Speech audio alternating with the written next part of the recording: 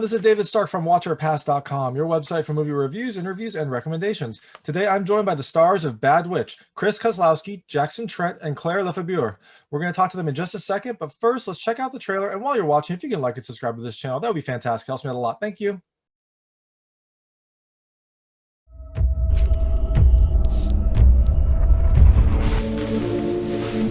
Roland, I'm a witch. I'm gonna help you. Yeah? I can't really explain the feeling that you get when you cast a spell, but it's the best. I've been thinking a lot about you. What happened? What is this, Revenge of the Witches? Roland, what did you do? It was an accident.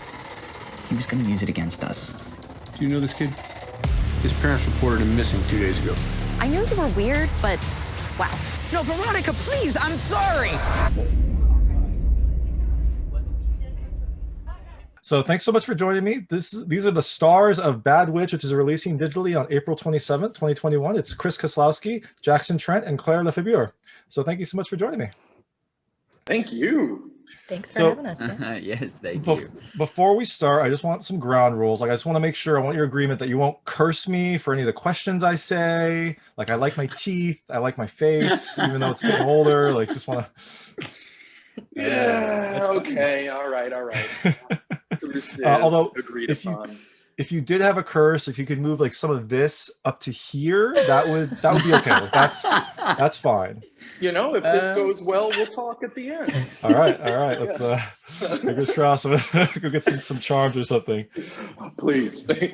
So I guess, what dark magic ritual did the directors, perform to get you all involved in this film? Like, how did you find this? Are you all just like closet or maybe outspoken, goths or Wiccans or anything like that? What all got you all to this film? I guess we can go clockwise or counterclockwise on my screen. So Jackson, how did you find this film?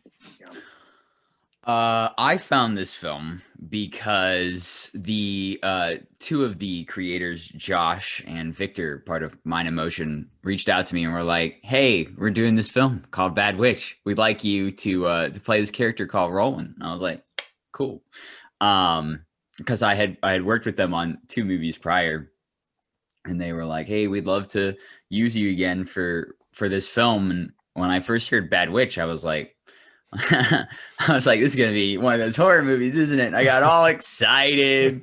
I was like, everyone wants their own like Friday the 13th or Nightmare on Elm Street, right? Just like be a level, but still a classic horror, deaths and blood and witchcraft and all that lovely stuff.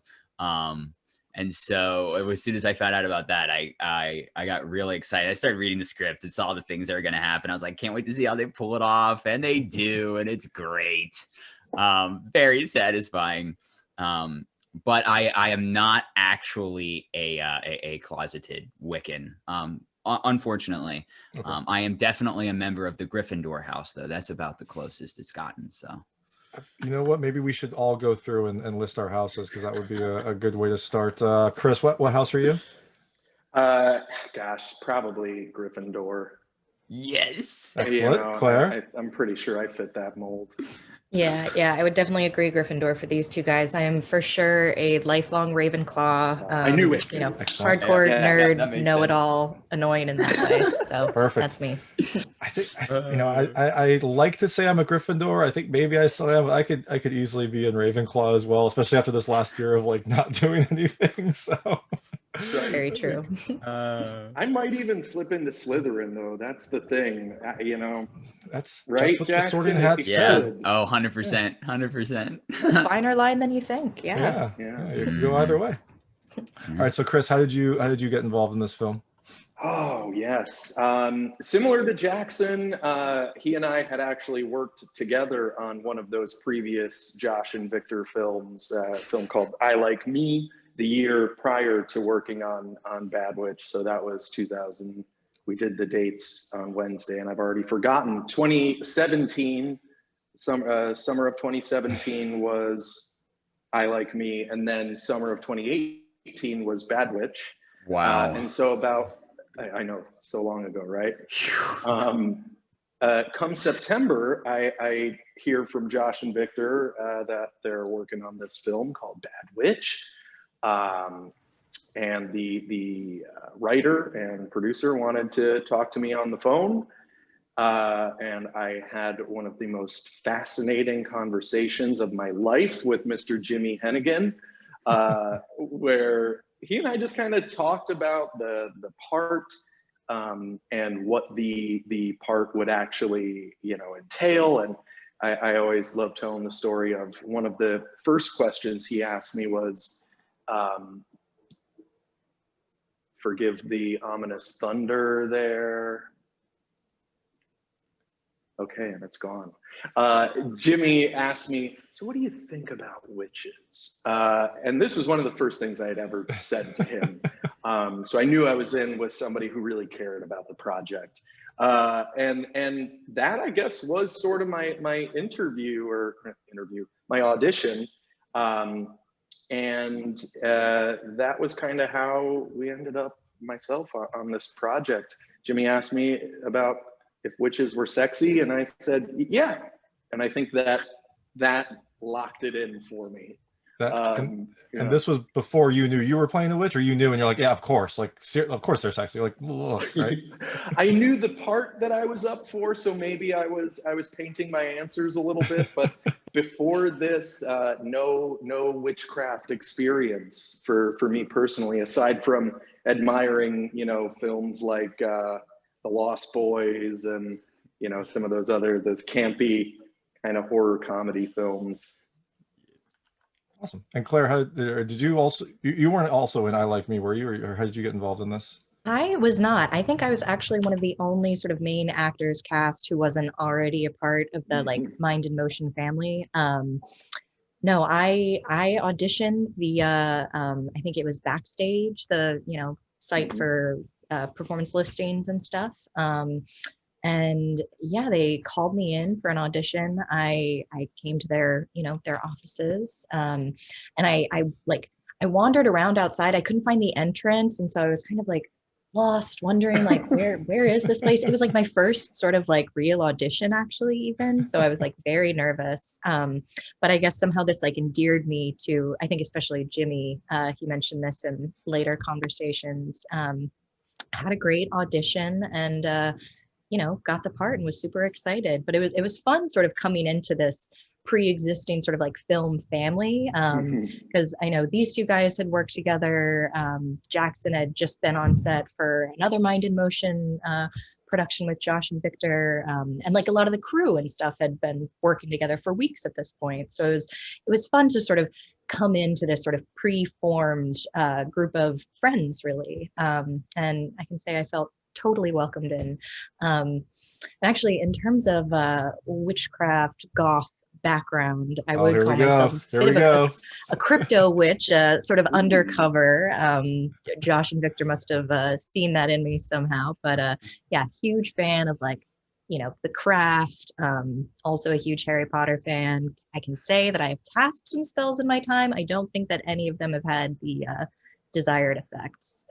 So maybe that's why I didn't get one of the main spell casting parts in the film. I mean, the film's made, so you can say if you cast like a good luck spell before, like they're not going to take it from you. So you can let us all know if you did. There may have been a couple good luck charms whispered before that audition. I won't say that.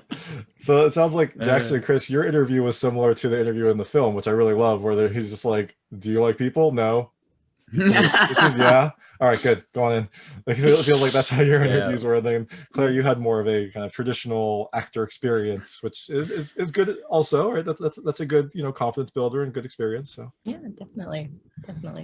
And so you said that the film was filmed in 2018, and then I guess was it slated to run in festivals and then the world shut down, or is it did it just take that long to get into production and now it's just kind of being released as I guess the world is opening up, maybe shutting down again. I mean, who knows? It changes every day. I guess, do you happen to know, like, did this film get pushed back, or is this just kind of when it was supposed to be released and, the circumstances didn't really matter?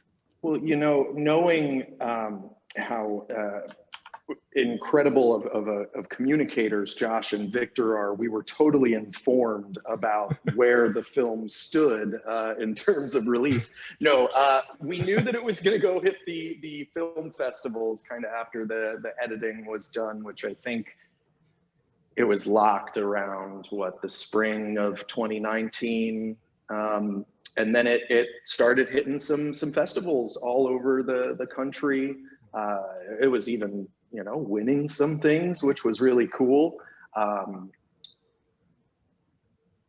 And then what happened? Yeah, basically after the festivals ended, we just kind of didn't really know what was going on with it. We had heard that they were working on distribution deals.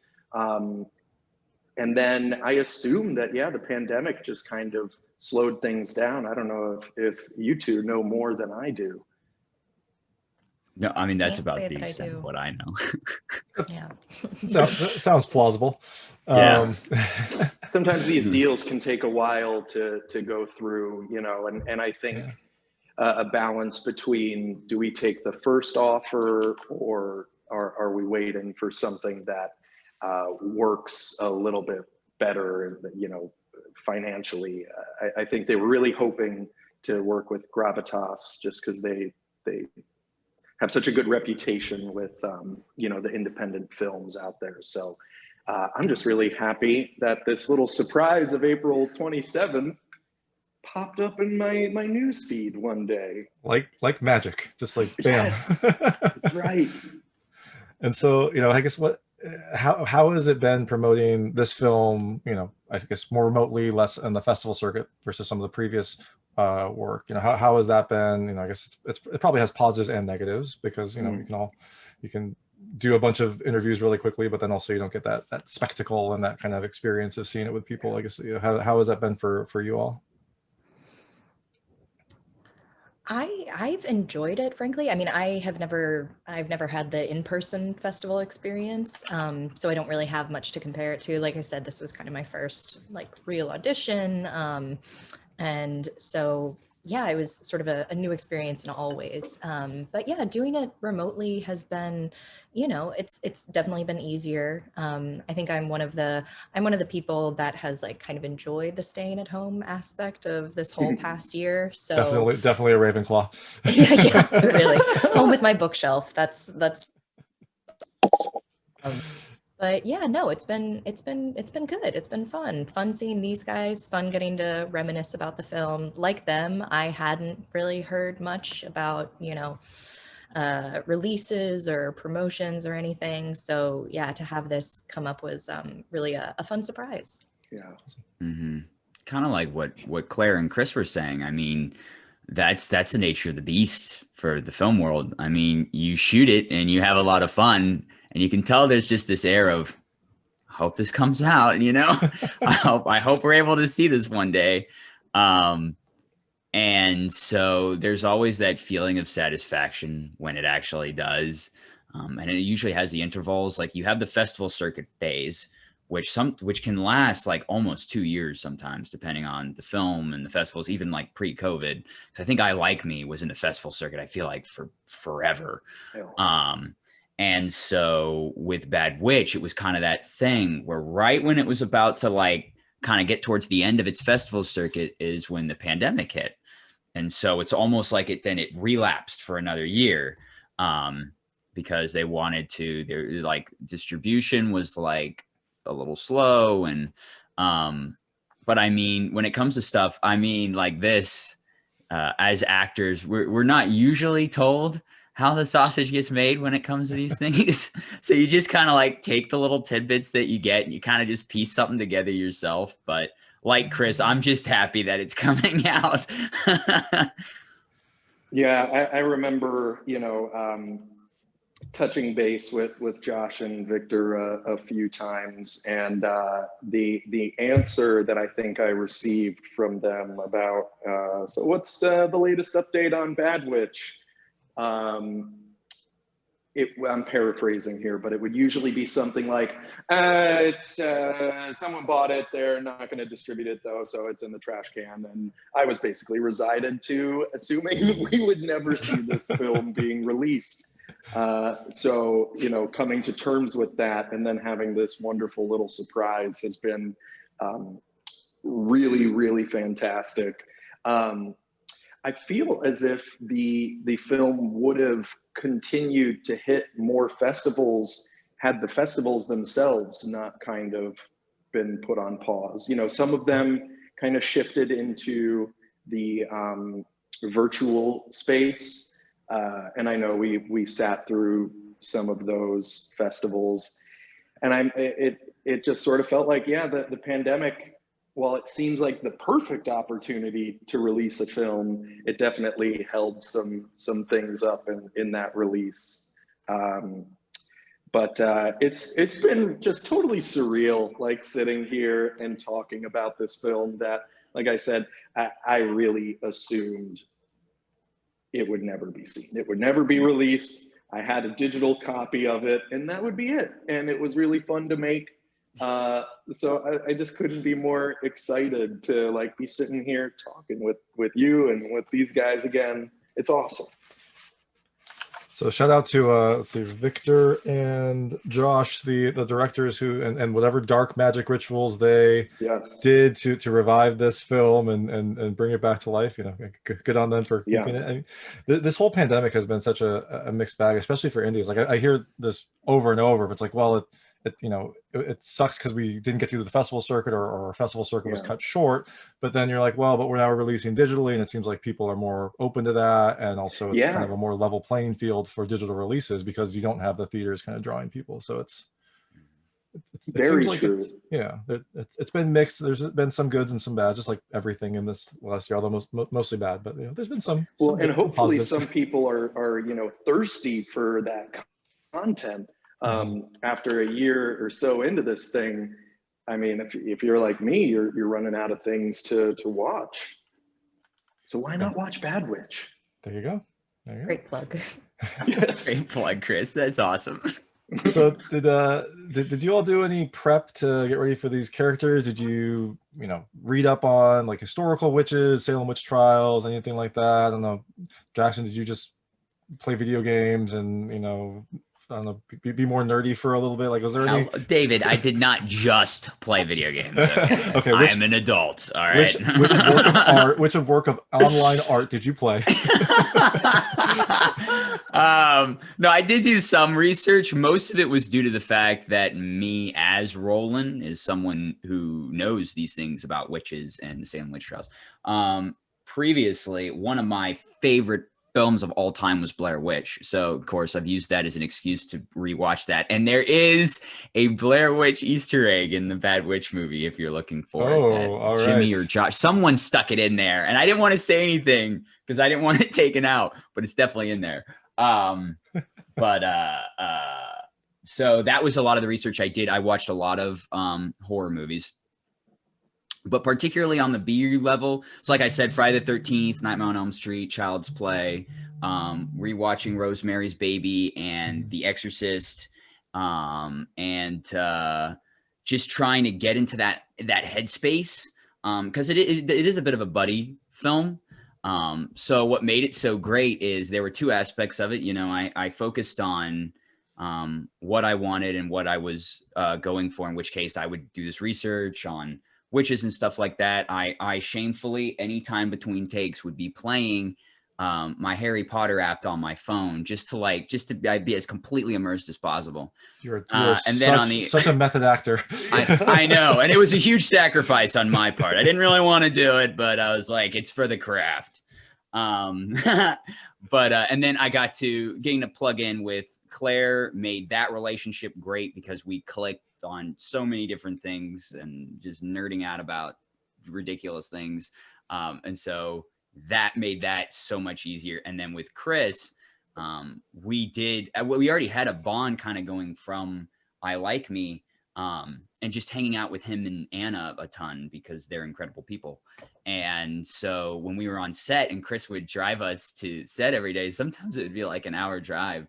And so we would just like bond an hour there and an hour back. And we'd be like, we would just randomly, he'd be like, yeah, well, you know what? Let's put on the Legend of Zelda soundtrack. And we would just put on the Legend of Zelda soundtrack for no reason at all, but because we both really wanted to hear it and we're glad that someone else wanted to hear it. And so we would just play that and talk about everything we love so much. And it really comes across in the film.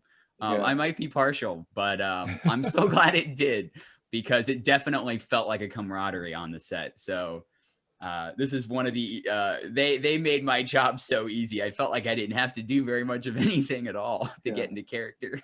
Fantastic. Anyone else do any other specific? Probably that's a great, you know, kind of intro to kind of what you did, and then also how the camaraderie came about. So anyone else have anything to add? Yeah, I mean, I'll jump on in there just to echo some of those things that Jackson mentioned. It was really hard finding a way to like this guy. So a lot of that bonding time was super important and useful. No, that relationship that Jackson and I had coming into the film, I think, you know, really helped what is something that I really appreciate in this film, which is, you know, the relationships between the characters. You know, I was thinking about it the other day. Claire and I really didn't have much on-screen time together, save for like the last scene in the movie, I think is the only real shared screen time. So I didn't get to work with Claire too closely, but with Jackson, everything he said is absolutely true. Those are some of the things that I really try to work on, you know, the researching magic and that kind of thing, and witchcraft,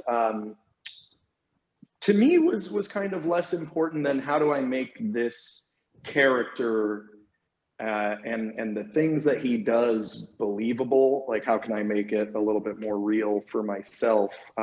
So, you know, knowing that the relationship side of things with Jackson was kind of taken care of. We lived with Josh and Victor for the month that we were making this film. So it was driving to set, driving back, and then sleepover party pretty much every night. So kind of a real life example of what happens in the film, which, you know, as you said, Jackson, carried itself over to the performances. But for Xander specifically, one of the things that I really dialed in on, upon first read of the script, not a likable guy, even as a character who is meant to be unlikable. I found myself feeling like, ooh, I don't have any sort of connection or desire to see this guy overcome these challenges. So, you know, the challenge for me, I suppose, was how do we bring an aspect in the performance of this character that makes him have some redeemable qualities, have something that makes you say, oh, you're not full on a bad guy, but you just kind of keep making bad decisions, bad choices. And I think that manifested itself in a few different ways, like kind of the dealing with the idea of addiction, kind of stands out as something that we could use to humanize Xander. You know, Jimmy was amazingly receptive to feedback on the script before we actually shot it. Just like, hey, can we tweak this? If we change this one aspect of this scene, I think it'll make Xander into less of a, I don't know if I can swear, but less of an asshole, a complete jerk. Yeah, because he really did kind of come off that way. So I really looked at some of those, you know, like the film that I always return to is The Lost Boys, where, you know, you have your Corey Haim. I think Corey Haim is Jackson, totally lovable, a great guy, and earnest. And then you have, what is it, Mikey, right? Michael, his older brother, who's kind of that brooding, like, type. And I think that he successfully pulls off that balance in that film. But Any anti-hero has to walk that fine line of how do we make this guy redeemable so that the audience, if they turn on him, then they kind of turn on the film in a way. That might be totally egotistical to say, but that was one of the things that I really focused in on in the performance. Yeah. Excellent. And Claire, did you also listen to Legend of Zelda soundtrack and read about the Salem Witch? I mean, it sounds like you already had this knowledge of at least some light witchcraft. I didn't have to do didn't have to do much pre-research. Unfortunately, I missed out on some of those car rides, so I can't say that the Legend of Zelda played much into my pre-production preparation, but too bad. No, I really missed out. No, so since Veronica was one of the sort of less actually magical characters, I didn't get to bring some of my more lived experience to the role. But well, that's not actually true, because Veronica felt very, very familiar to me. I could definitely identify with the experience of being a teenage girl, sick of the douchey jocks. So that wasn't too much of a reach for me. But no, what was really more important for me was, building those relationships, especially with Jackson, so that the relationship between Roland and Veronica, felt genuine. And that was really easy. Josh and Victor put me in touch with Jackson early on before shooting. And, they gave me his phone number and said, hey, if you want to chat with this guy, you're going to be pretending to fall in love with him in a couple weeks, so you might want to introduce yourself first. I was like, yeah, that's probably a good idea. So gave him a call, and he said the other day, we talked for what felt like 20 minutes but ended up being an hour and a half, and just having this conversation long and in depth, and it felt like something similar to what Roland and Veronica would have done, because their relationship in the film, it doesn't start out romantic. They start out as just friends and go from there. So it was just really important to me to make sure that this was someone I'm comfortable with, that we get along, and it was super easy. Jackson is just the friendliest, kindest guy. Similar to Roland in all the good ways, less so all the manipulative spellcasting ways. But which one? Jackson is the manipulative spellcaster, or Roland is? Roland is, thankfully, as far as I know, though. Actually, who knows? So hopefully, just Roland. And then Chris is he's just not friendly or fun at all. So that was No, Chris was a nightmare to work with. He hated the That's typical prima donna star. So everyone was a total delight. It was only to my regret that Chris and I didn't have more on screen time together. I think the one scene that we last had scene was really awesome. Yeah, it was the hardest one for sure. Very emotional, but I wished I had had some more of the fun scenes with Chris, since he was, I think, as a comedic actor, he's excellent, great dramatically as well, but I would watch the fun scenes that him and Jackson would do from off camera, and just be like, God, they're having so much fun. It was great to see. So quick follow-up. These Legend of Zelda soundtrack, was it the original or a chiptune remix of it? Oh, I'm pretty sure we did the orchestrated. Oh yes, one, there was right? some kind of anniversary they came out with not too long ago, where they came out with the reorchestrated themes from everything from the original to Ocarina of Time. I believe it was when Skyward Sword came out. They did the 25th anniversary orchestrated album. Yeah, it's a great album. Fantastic album. I know that's not what we're here to talk about, but go check it out. It's really great. So watch Bad Witch, and then to get more in their mindset, listen to the Zelda Orchestra. Yeah. There you go. So you all have mentioned the I guess buddy comedy aspect of this film, and that's something that kind of threw me when I was watching, because it kind of has a more serious opening, and then partway through it turns into a teen drama, and then there's this buddy section. So I guess I really liked those parts. That was what I think I smiled the most. I think you're supposed to smile the most then, but it also hit there. What was it like having kind of all those different styles kind of mixing into one film? I mean, does it just kind of you're your scene and you know what needs to happen, or was it tough to kind of get in the different mindsets as you're filming this one film with very different feels? It's a great question. I try sometimes. Yeah, good job. I think you're kind of rolling the dice when you go for one of these kind of genre crossing films, right?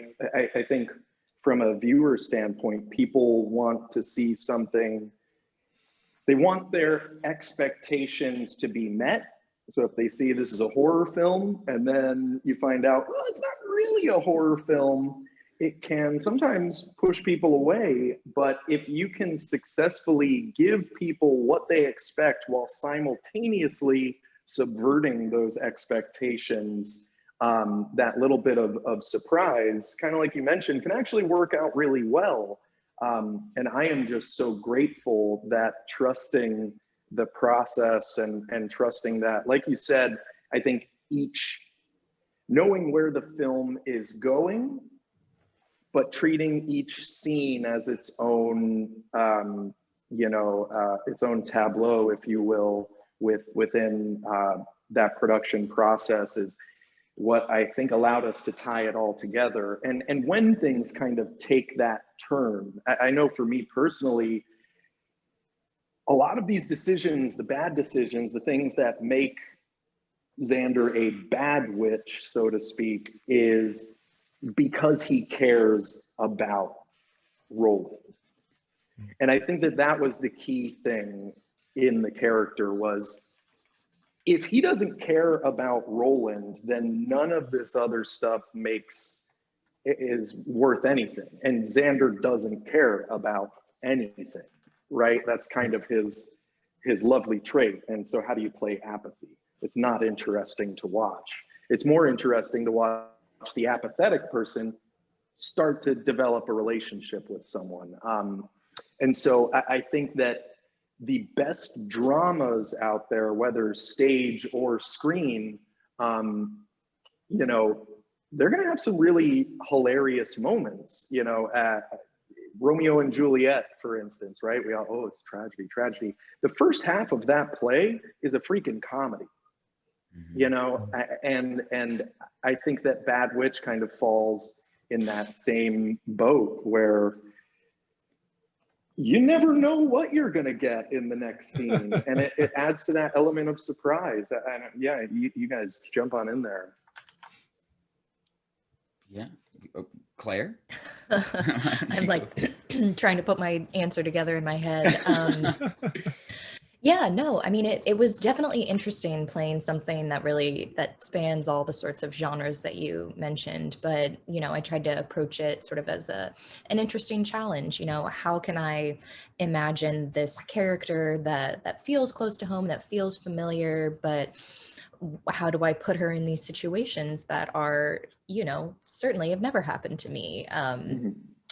So finding those opportunities to like stretch and challenge myself to go from, pretty simple scenes, just walking around, having a conversation, to much more dramatic, emotional moments, was definitely an interesting challenge. But yeah, I think for me, when I'm filming the scenes, I'm not necessarily thinking to myself like, okay, and this is more of the like tender teen romance scene, and this is the like dramatic horror finale. I'm really just sort of in the moment, in the actions of the character. I think in my view, it's the director's job and it's the writer's job and the cinematographer's to sort of craft the feeling and the sort of genre aspects of the scenes in the movie. And as the actor, it's my job to just inhabit the character and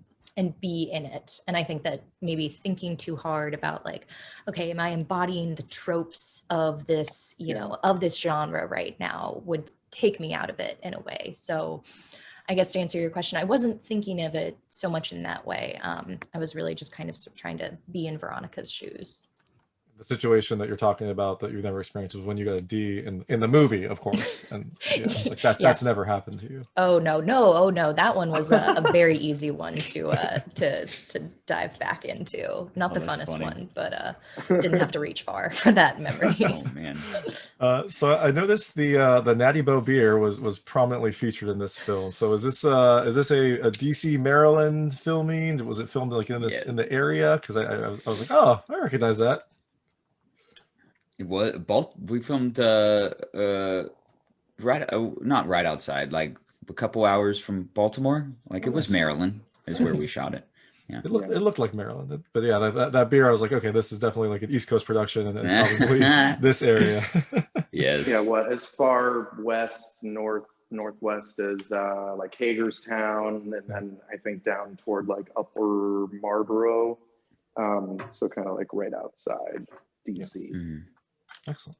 And then did you all do anything kind of like did anything supernatural happen on set? Did you all do anything like did you use a Ouija board, or was there like a daily like good luck spell? I'm just kind of curious how far did the directors take this movie when you're filming it?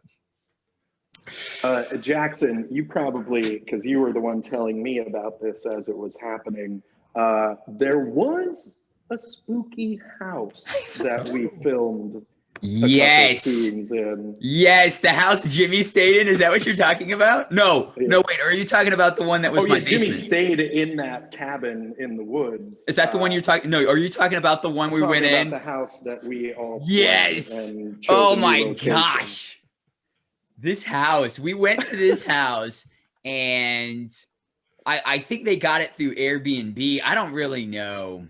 But we went in and we liked the basement, which is what you see for whenever Chris and I are like playing video games. Like the first time when we were hanging out. Yeah. That's shot in that basement. Everything else was shot at a different house. And when we got to that house, it was funny. There were a couple of crew members went, I don't know how I feel about this house. And it was like, and at first that was like, oh, come on, guys. Come on. We're not doing this. This is the first house we're shooting at. We're not doing this everywhere we go. All right. But then the more we stayed there, we started finding things and like things that were sitting out and all of this stuff. And we're like, the crew got like really sick. Like some of them, I think some people had like really bad headaches, like all of these things. And being a fan of your, ghost adventures, ghost hunters, all the paranormal, supernatural stuff, it started to like, okay, are they fucking with us or is this for real? And you remember the room that they stumbled upon? Room? I remember the room. No. They were all like, you gotta come see this room. And I was like, oh, what? And they showed me the room. And I'm like, what is this place? However much you're paying, it was too much. But that was your soul. It was essentially what appeared to be a lovely little sex dungeon.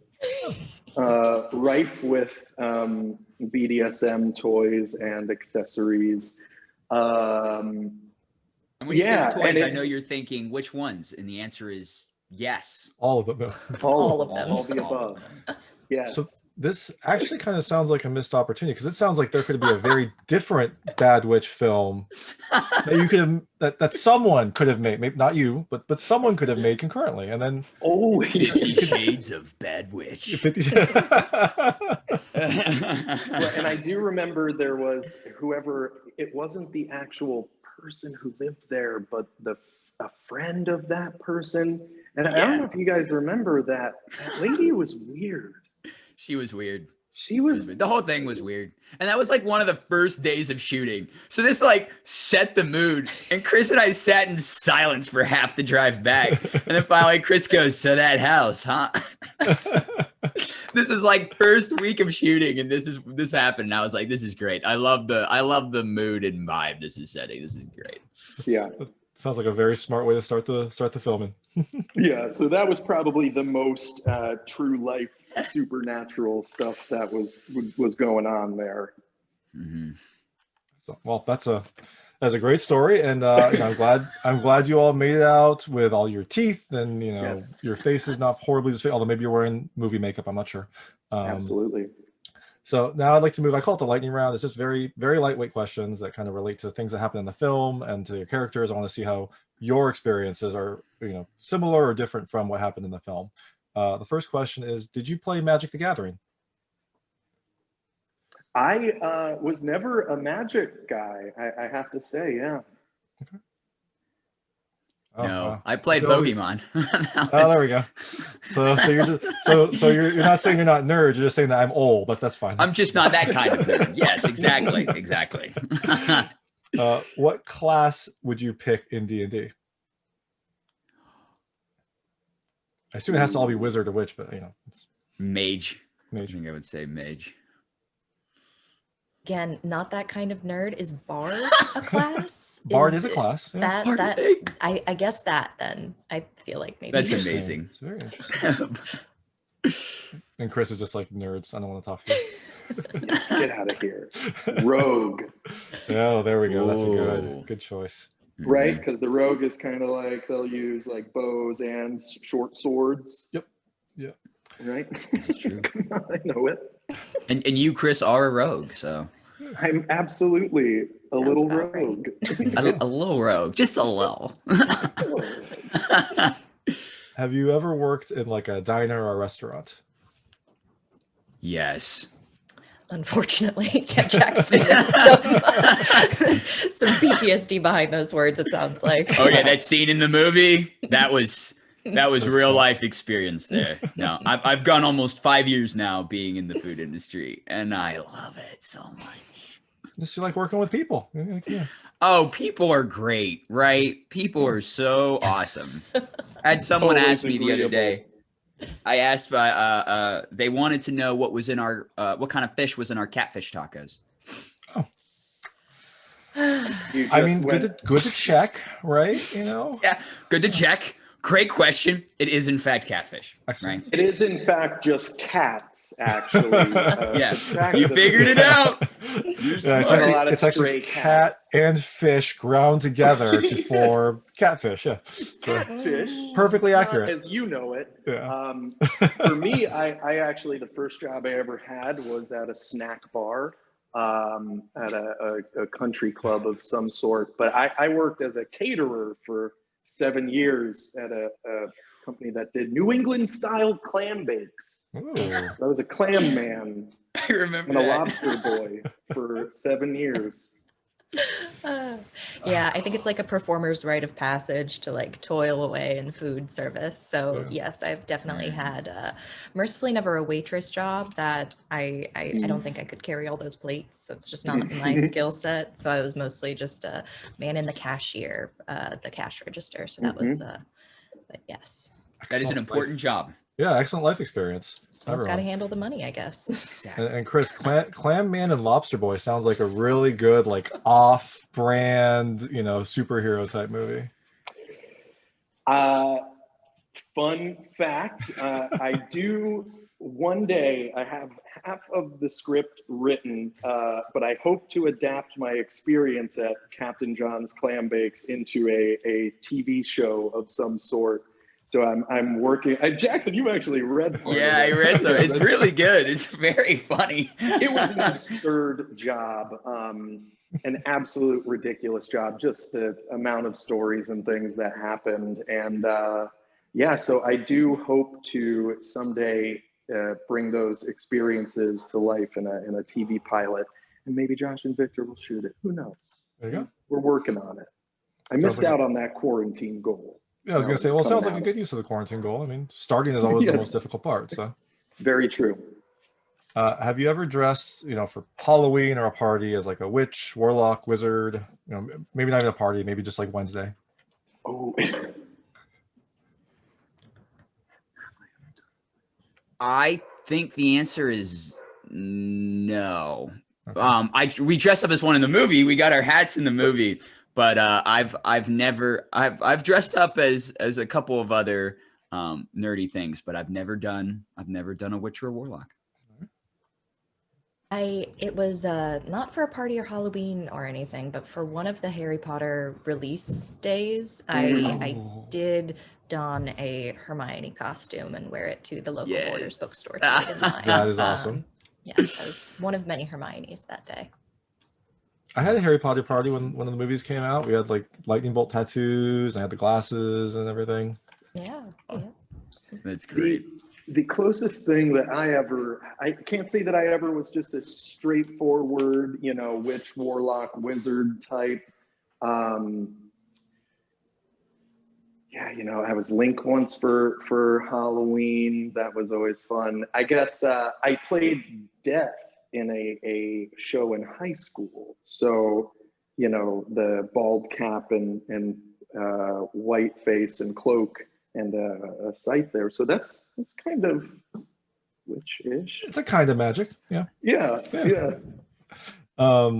Do you have any sort of like, so in the film there is not really a charm, it's more of an object that one of the characters cares a lot about. So do you have any sort of like a good luck charm, sentimental object that you have kept with you, for throughout your time or for many years?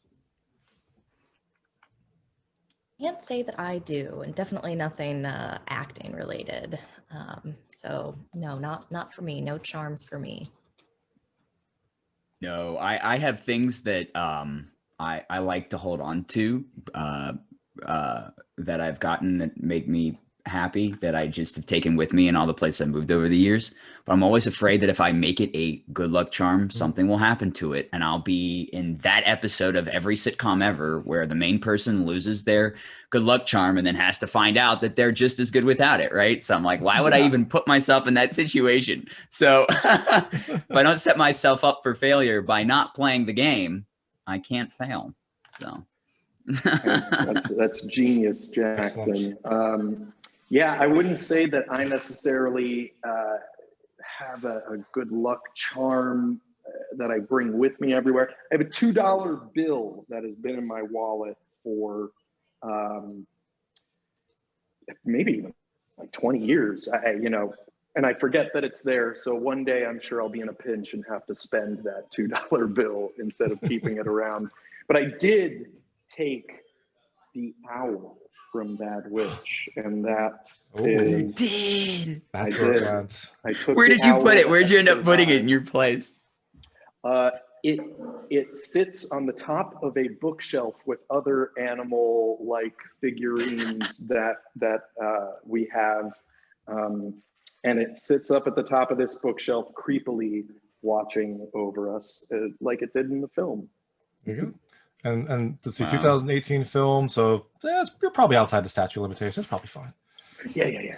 You're not gonna publish this. Oh, I'm not a narc. Is this for the internet? So this film has, some angst and high school drama kind of involved in it. So I guess what clique were you all? I was personally more of a Roland when I was, in high school. So were you like more of a nerd, popular, somewhere in between? Jock? I was definitely a nerd. Excellent. But I wasn't necessarily the stereotype the nerd was at that point. I was, because it was like I knew about a lot of things, but I didn't know a lot about those things. So it got me into a lot of circles without necessarily being the nerdiest one in the circle. So I was kind of like, I had that running for office charisma that Xander has. But it was just caked into the Roland atmosphere of just being just wanting to talk about anything pop culture or whatever. Yeah, I was sort of similar, kind of crossing the clique lines. I think like eat lunch with like the popular jockish kids, but then, go home and hang out with like not the nerds, but like the artsy kids after school. So, definitely sort of crossing those clique lines for me. Yeah. Yeah, that was the space that I inhabited. I did play, football and lacrosse in high school. So I had that group, but I also did every play and musical in high school. So I had that group that I hung out with, and then I had my weird friends that I would just make short, videos with.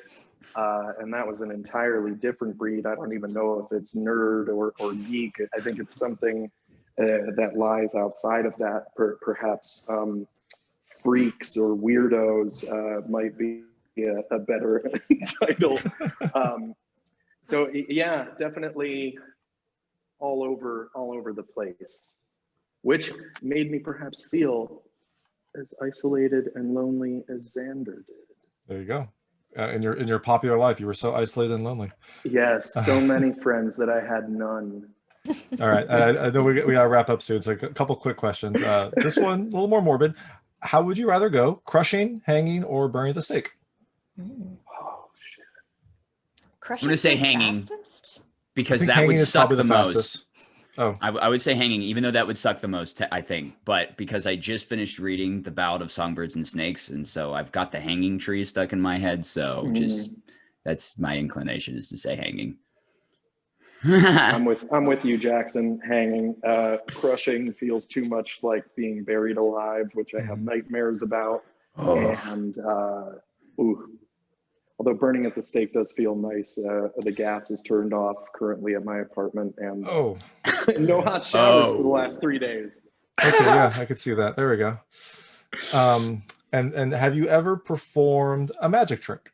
Like, I don't know, sleight of hand, or I don't know, even like convincing someone of something, and like a trick. Can't say that I have, no.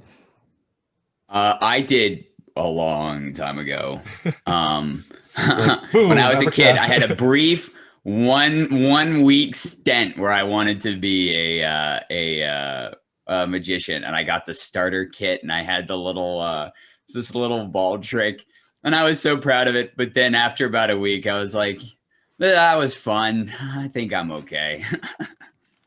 Yeah, I guess for me, perhaps not really any magic tricks. I had the fake card deck myself, but perhaps more a Jedi mind trick to get myself out of trouble. If you catch my drift there.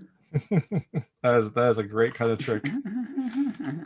And then, so the film comes out April 27, 2021. You all are promoting it right now, but then, I guess, do you have anything else on the horizon? What's your next project? Claire, we'll start with you. Yeah, so I just wrapped on a couple short films. One that I'm really excited about is called Silver Screen Suicide, directed by a young guy named Kyle Hartford, another Maryland native. And it's, again, one of those things where it's like, the director says, like, we hope to get this on Amazon Prime, but it might be another situation where it's like 3 years down the line, I finally get the link. But, I'll be keeping an eye out for that. Awesome. And I do have to sign off now, but it was great seeing you guys. Thank you for speaking with us, inviting us, David. Yeah, I look forward to, seeing this all when it comes out. Yeah, So, perfect. Thanks so much for your time. Bye, Thanks, guys. Claire. Great to see you, Claire. Good to see you. See you soon, hopefully. Yes. I have, what's funny, there's actually something coming out. I think it's this weekend. Yeah. I think it might be tomorrow. Oh. Called Ape Canyon. That is coming to Amazon. It is a feature. Josh and Victor once again helmed that production with Harrison Dimchek, and we did that literally 2 weeks before we went on to shoot Bad Witch. Oh, wow. So it's funny that they were both shot 2 weeks apart, and now they're both coming out like a week or two apart. Oh yeah. But yeah, so that's gonna come to Amazon. I'm excited about that. That was a similar situation with Bad Witch, where I was like, I don't even know if this is gonna come out, and it is. I've got an animated series that I'm the voice and as the lead in, done by Black Plasma Studios on YouTube, a very popular channel, and they are supposed to. It's called Starfall, and that's either gonna come out late this year, early next year, depending on how animation goes. But that's already been recorded. And then another feature film that I shot back in 2019 in Connecticut called Guys at Parties Like It. And that is It's a very entertaining movie, very dark, very entertaining though, and I had a lot of fun doing that. And that one's finally hitting the festival circuit, hopefully later this year. So those three things that's what I'm cooking right now. Awesome. Yeah, I don't have much coming up right now. You know, the pandemic definitely put a bit of a hold on a lot of opportunities that were kind of springing up. The one thing, shot a little short film called Bird's Eye, which I don't know what the release for that will look like, but it was an interesting project. It is all shot from the perspective of a bird whose owner dies and the journey that the bird goes on as it moves to, you know, shelter and a couple different owners. And in that film, believe it or not, I don't think I usually get typecast as the asshole, but guess what I am in that film as well. Interesting. Huh. It's weird Perhaps. that it just keeps happening. That's so odd. It is happening. That's amazing. But yeah, so that's Bird's Eye. Yeah, it's interesting. Whatever the bird sees and hears is what you hear while you're the viewer. So very innovative little project. That sounds like the sad opening to a Pixar film. Like, you know, the owner dies, you see what happens to the bird, and then, like, you know, 2 minutes later after you're crying, and then, you know, they go to the forest or something. And then there is a happy ending at the, you know, it wraps up, but you're right, it's got that up kind of heartbreaking element right at the beginning. Awesome. Well, so thanks so much for joining me, and thanks for talking about the film, and, you know, looking forward to seeing how people react to it, and also seeing these other works. So you can check out Bad Witch digitally on April 27th, 2021. Yes. Thank you so much, David. This was great. Really enjoyed thank the you, David. conversation. Awesome. Thank you so much, guys. That was Chris Kozlowski, Jackson Trent, and Clare Lefebure of Bad Witch, which is releasing digitally on April 27th, 2021. If you liked this interview, please like and subscribe to this channel. It helps me out a lot and make sure all my new interviews go straight to you, and it will make sure those actors don't put a curse on me. And as always, please go to watcherpass.com for all your movie reviews, interviews, and recommendations. Thank you.